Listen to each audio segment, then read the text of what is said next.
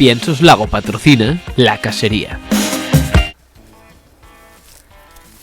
Buenas, hoy estamos otro día más aquí en La Casería. Hoy voy a falaros de les faves, porque no sé si vosotros pensáis que vienen directamente en paquete.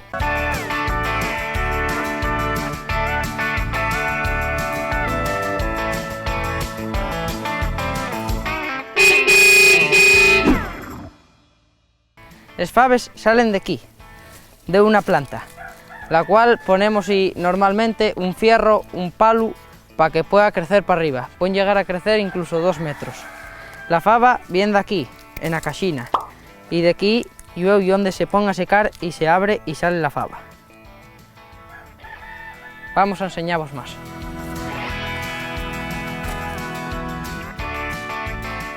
Bueno, aquí tenemos los cachines asoleando para que sequen, y ahora bueno, voy a echar unos aquí y sentarme en ese talluelo y vamos a esbillar un poco. ¿Sabéis lo que es esbillar? Esbillar y sacar la fava de la casina. Miráis, aquí podemos ver cómo al abrirlo ya está seca y está la fava ya perfecta.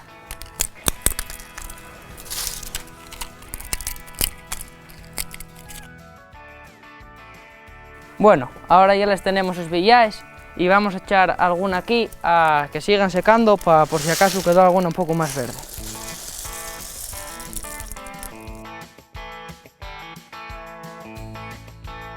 Bueno, ahora ya sabéis dónde vienen les faves buenas de verdad y por qué cuesten tanto, porque lleva su procedimiento y sus pasos y su trabajo. Vémonos la semana que viene en La Casería.